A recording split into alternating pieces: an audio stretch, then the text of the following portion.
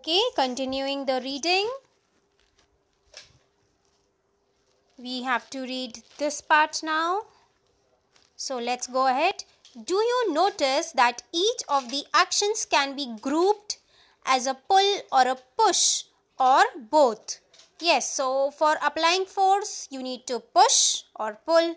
Can we infer from this that to move an object, it has to be pushed or pulled? In science, a push or a pull on an object is called force. Thus, we can say that the motion imparted to objects was due to the action of force. When does a force come into play? Come into play means come into action. Let us find out. So here, when two bodies interact, we already did this, no? This explanation part was already over. This is just we had to read. So we are continuing the reading. We discussed 1 minute. We discussed playing Fukri and fighting, two children fighting and farmer pulling. I'll show you here. Farmer pulling the cow. This all was done in the audio clip. So going ahead and reading.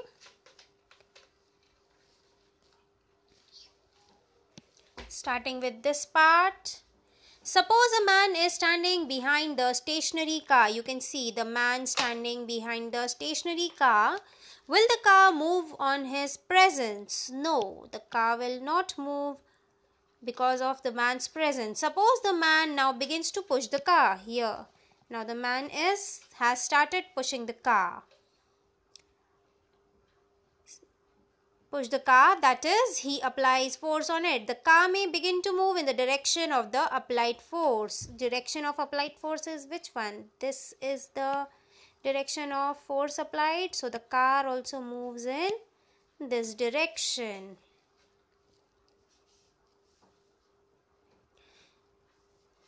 Note that the man has to push the car. Yes or no? What you should note, that the man has to push the car to make it move. Now let's see figure 11.3. You can see figure 11.3. It has three parts, A, B and C. C we'll see later. First let's read. We have to read this part now. Figure 11.3 shows three situations may be familiar to you. Can you decide who is pulling and who is pushing in these cases? So here there are three diagrams, as you can see. Here fighting, here playing, and here they both are pulling one another. Yes, man and the cow. Here also they both are pulling one another. Here also they pulling or pushing. They both are fighting. So obviously they will push. So let's go to the reading part. In figure 11.3a, both the girls appear to push each other, while the pair of girls in figure 11.3 are trying to pull each other. Similarly, the cow and the man appear to pull each other. The girls in the two situations shown here are applying force.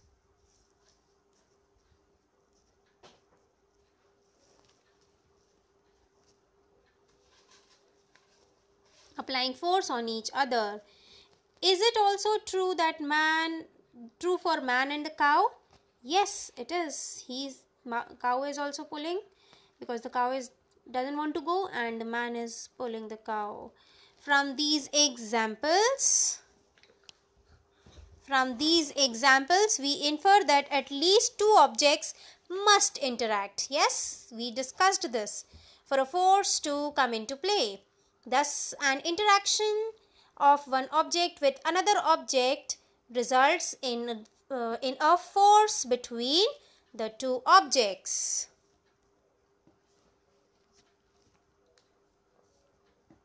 Now, this part. Have you ever seen a game of tug of war? Game of tug of war. This is tug of war. So again we'll read. In this game, the two teams pull at a rope in opposite directions. Members of both the teams try to pull the rope in their direction. This team is trying to pull the rope in this direction, means that side, and this team is trying to pull the rope their side. Sometimes the rope simply does not move. Is it not similar to the situation shown in figure 11.3b? Now let's go back to 11.3b. Something like this. They both are trying to pull one another. Yes.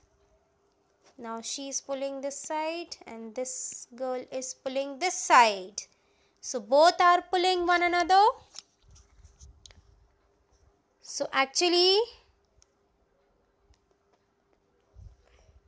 since both are pulling one another, so the condition applied is the same as the condition applied in the tug of war.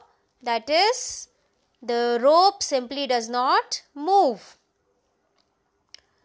The team that pulls harder, that is, the team applies the larger force, simply wins the game. Now, activity 11.2. I think I told you to read, to go through the activity 11.2. So, just the small explanation of this we'll have it just now. Already it's just the repetition. Like suppose you are trying to pull a box, but the box is very heavy, it is not able to move, so your friend comes and he also tries to pull the box. Now you are able to pull the box, but suppose when your friend, instead of pulling from your side, he pulls from the other side. So then what happens? The box again does not move. Instead, the force which is more, means if your friend's force is more, then the box will move in this direction, and if your force, your strength applied is more, then the box will pull in this direction. So quickly reading activity 11.2 once again. Choose a heavy object like a table or a box, which you can move only by pushing hard. Try to push it all by yourself. Can you move it? Now ask one of your friends to help you in pushing it in the same direction. Here, this one. Is it easier to move it now? Can you explain why? Yes, it is easier. I told you why. Because your friend is also applying force. So, extra strength you are getting. So, there is force 1 plus force 2. Two forces together. So, more force. Therefore, you are able to move the box. Now, next. Push the same object, but ask your friend to push it from opposite side. Here, this one, B. Does it move? If it does not, note the direction. If it does, note the direction in which it moves. Can you guess which one of you is applying a larger force? So, whosoever is applying the larger force, box will go opposite to that direction. If you are applying larger force, movement will be this side. If he is applying larger force, movement will be this side.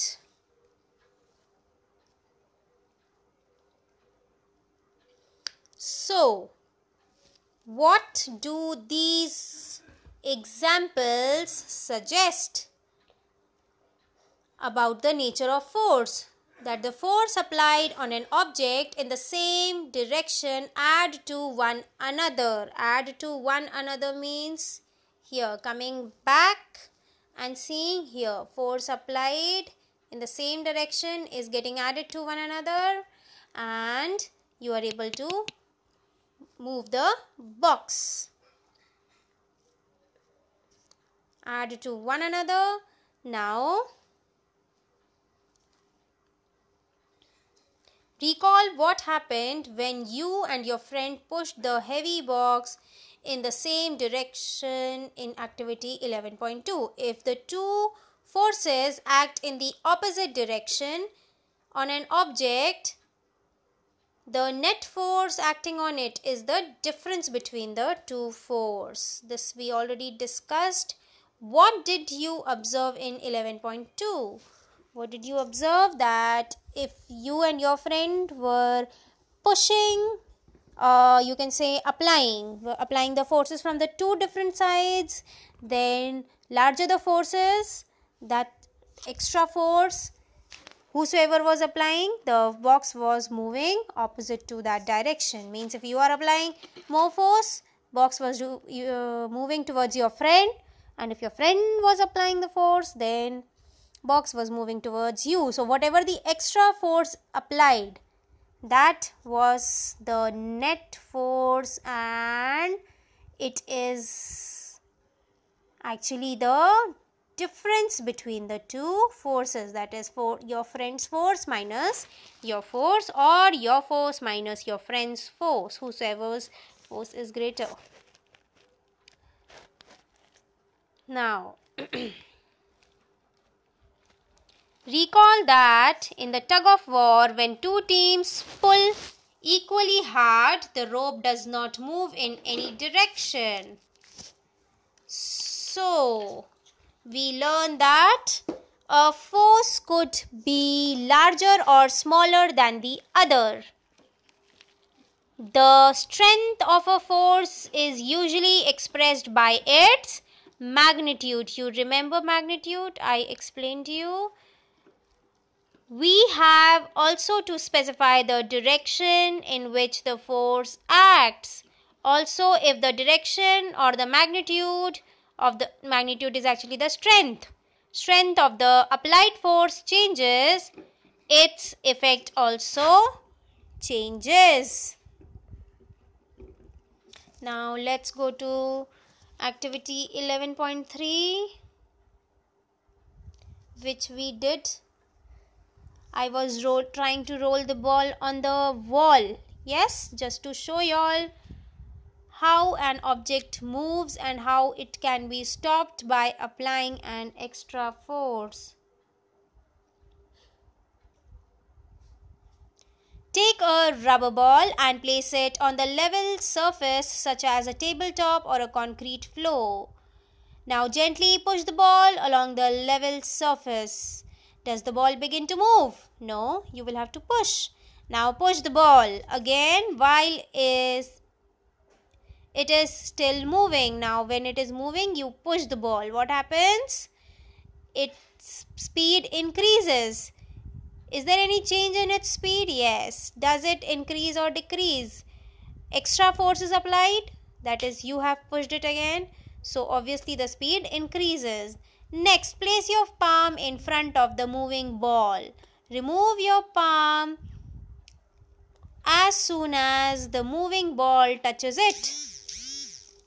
Does your palm apply a force on the ball? What happens to the speed of the ball now? Does it increase or decrease? What would happen if you let your palm hold the moving ball? So if you if you put your palm and the ball touches the palm, what happens? Immediately there will be a kind of a brake applied on its speed. It will not stop because you have not totally applied force to stop it, okay, stop the ball. So what will happen? There will be a certain decrease in its speed. But if you hold your palm